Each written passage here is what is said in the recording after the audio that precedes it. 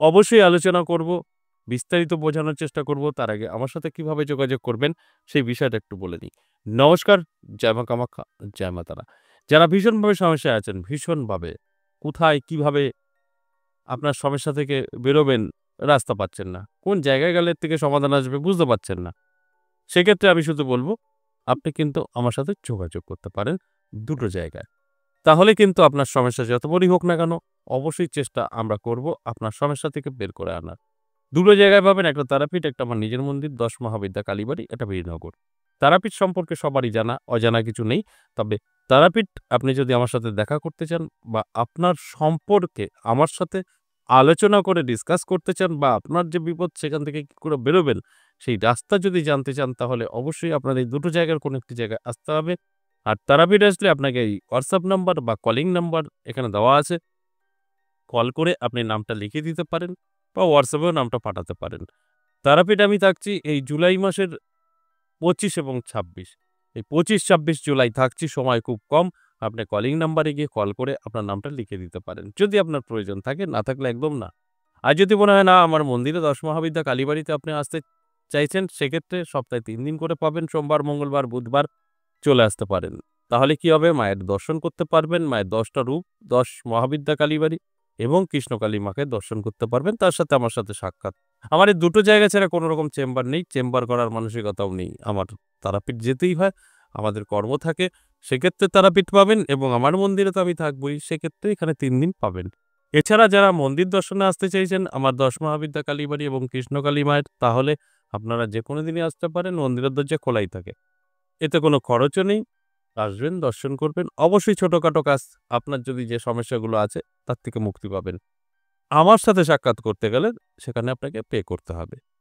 আর মন্দির দর্শনে কোনো রকম কিছু প্রয়োজন নেই। আপনি আসতেই পারেন। যদি সমস্যা থাকে তাহলে অবশ্যই এই ২ টো জায়গার কোনো একটি জায়গায় আপনি আমার সাথে সাক্ষাৎ করতে পারেন। আর সাক্ষাৎ করতে গেলে বললাম আগে থেকে নাম লেখাতে হবে। আর আগে থেকে নাম কিভাবে লেখাবেন? WhatsApp নাম্বার এবং আপনার কলিং নাম্বার আছে। আপনি যেটা খুশি আপনি WhatsApp এ জানাতে পারেন, কল করেও আপনি নামটা লিখাতে পারেন। তাহলে এই যে ২ টো রাস্তা বললাম, ২ দিক থেকে আপনি কিন্তু যেকোনো একটি রাস্তা বেছে নিয়ে আমার সাথে সাক্ষাৎ করতে পারবেন। অনলাইনের ব্যবস্থা এখন নেই, বন্ধ আছে। সরাসরি আসাটাই আমি মনে করি ভালো। আপনার যদি একটু সময়ও লাগে সরাসরি আসুন। আর সমস্যা থাকলে তবেই আসুন, সমস্যা না থাকলে কোনো প্রয়োজন নেই। এবার আসুন আজকের আলোচনা শ্রাবণ মাসকে নিয়ে। দেখুন শ্রাবণ মাস নিয়ে বহু ভিডিও, বহু আপনার সোশ্যাল মিডিয়ায় ছড়াছড়ি আছে। যে কি করতে হবে, কি করতে হবে না, কি খেতে হবে, কি খেতে হবে না, সেগুলো তো আপনারা দেখেছেনই। তবে আমি যে কথাগুলো বলব সেগুলো সঠিকভাবে যদি আপনি আপনার জীবনে এপ্লাই করতে পারেন, জীবনে একটা পরিবর্তন আপনার আসবেই আসবে। কারণ শ্রাবণ মাস নিয়ে নতুন করে বলার কিছু নেই। শ্রাবণ মাস আমাদের জীবন বদলানোরই মাস। আমরা যদি ইচ্ছা করি আমরা অনেক ভালো অবস্থায় চলে যেতে পারি এই মাসটা কাজে লাগিয়ে। তাই কিছু, কিছু জিনিস আছে সেগুলো কিন্তু আপনার জীবন থেকে দূরে সরাতে হবে। অর্থাৎ এই কাজগুলো করা যাবে না। তাহলে বাবা ভোলেনাথের কৃপা আপনি পাবেন। আর যদি এই কাজগুলো করে বসেন তাহলে কিন্তু বাবা ভোলেনাথের কুদৃষ্টি পাবেন। আপনার উপরে একদম আ ভীষণভাবে কিন্তু রাগ হয়ে আপনার সমস্ত হওয়া কাজ আটকে দেবে। তাই কখনোই বাবা ভোলেনাথ বিরক্ত হয়, রেগে যায়, সেই কাজগুলো বন্ধ করতে হবে। বিশেষ করে এই শ্রাবণ মাসের লাস্ট যে ৩ টে শনিবার সোমবার আমরা পাচ্ছি, এই সোমবারগুলো কিন্তু অবশ্যই সতর্কভাবে পালন করা উচিত। এবং কিছু জিনিসের কথা বলব সেইভাবে যদি আপনি এই সোমবারগুলো আ আপনি জলাভিষেক বা বাবা ভোলেনাথের উপাসনা করতে পারেন, সেক্ষেত্রে কিন্তু আপনার গুড রেজাল্ট আসবে। আপনার ভাগ্যের পরিবর্তন কিন্তু আপনি ঘটিয়ে নিতে পারবেন। সেগুলো নিয়েই আজকের আলোচনা এবং আপনাদের বোঝানোর চেষ্টা। দেখুন এই শ্রাবণ মাসের যে সোমবারগুলো আমরা পেতে চলেছি ২য় সোমবার থেকে ৩ টে সোমবার। কারণ এই শ্রাবণ মাসে অর্থাৎ ২০২৫ সালের যে শ্রাবণ ১৪৩২ সালের ৪ টে পড়েছে সোমবার। এই ৪ টে সোমবারের ১ টা তো চলে গেছে, ৩ টে সোমবার আছে। এই ৩ টে সোমবারে কি, কি করবেন, কি, কি করবেন না আজকের আলোচনা এটাই। কি, কি করবেন না, করলে পরে ক্ষতি হবে আর কি করবেন, করলে ভাগ্য বদলাবে। এটাই জানার বিষয়। সঙ্গে থাকুন, সবটাই আমি আলোচনা করব, বোঝানোর চেষ্টা করব। যদি সবটা বুঝে শুনে আপনার জীবনে এপ্লাই করতে পারেন, ভাগ্যের চাকা ঘুরবে। এতে কোনো সন্দেহ নেই। প্রথমত দেখুন যে কাজগুলো আপনি করবেন না, করলে কিন্তু আপনার যতই পুণ্য অর্জন করেন না কেন সব নষ্ট হয়ে যাবে। এবং বাবা ভোলেনাথের আপনার উপরে কিন্তু রাগ হয়ে আপনার হওয়া কাজ আটকে দেবে। তাই এই কাজ কখনোই করা যাবে না। প্রথমত এই সোমবার করে যে আমরা উপোস থাকি বা পুজো করার জন্য যে প্রস্তুতি নেই সেটা ধার দেনা করে করা যাবে না। আপনি কারো কাছ থেকে ধার টাকা নিয়ে এগুলো করলেন, ফল কিনলেন, পুজো করলেন, এটা করা যাবে না। আপনার যতটুকু সামর্থ্য সেটাই করুন। দেখুন বাবা ভোলেনাথের পুজোতে কোনো খরচ হয় না, বেলপাতার জলেই সন্তুষ্ট। যদি পারেন একটু গরুর দুধ দিয়েও আপনি কিন্তু কমপ্লিট করতে পারেন। সেখানে দাঁড়িয়ে আপনার ঋণ করতে হবে, ধার করতে হবে, এই ভুল করেও এগুলো করবেন না। বা কেউ ধরুন একটা প্যাকেটের ফল এনে আপনাকে দিল যে, "আজকে তুই আ সোমবার বাবা ভোলেনাথের উপোস করেছিস, সেটা খা।" এটাও আপনার খাওয়া যাবে না। কারণ সেটা তার দুর্ভাগ্য আপনার ঘাড়ে এসে পড়বে। এই তিথিগুলো এমনই একটা তিথি, নানান লোক নানান ক্রিয়াকর্মের মাধ্যমে তাদের ভাগ্য বদলায়। যেটা আমিও এখন গল্প করব। তাই কারোর ভাগ্য বদলানোর জন্য আপনাকে কিছু ফল দান করে দিতে পারে, সেটা খাবেন তো আপনি বিপদে পড়বেন। তাই কোন রকম এই যে শেষ ৩ টে সোমবার কারোর দেওয়া ফল, মিষ্টি উপোস থাকা অবস্থায় খাবেন না। সেটাকে আপনি সরিয়ে ফেলুন। যদি আপনি খেয়ে ফেলেন তাদের সমস্ত দুর্ভাগ্য আপনার পড়বে।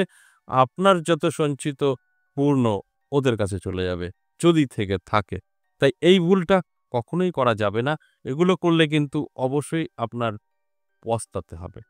তাই এই কাজগুলো আপনারা একদম করবেন না। এবং আরেকটা ফলের কথা বলব যেটা কখনোই খাবেন না এই শ্রাবণ মাস চলাকালীন এবং এই ৩ টে সোমবার। সেই ফলটা অবশ্যই আপনারা সকলেই চিনতে পারছেন যে আমি কোন ফলের কথা বলব। সেই ফলটা হচ্ছে অবশ্যই আ নেসপাতি বলে। এই নেসপাতি আপনারা খাবেন না। এই নেসপাতি খেলে কিন্তু আপনাদের সবকিছুই উলটপালট হয়ে যাবে। তাই এই কিছু জিনিস আছে আমাদের মেনে চলতে হবে। মেনে চললে দেখবেন সেখান থেকে অবশ্যই ভালো থাকা যায়, ভালো থাকা সম্ভব।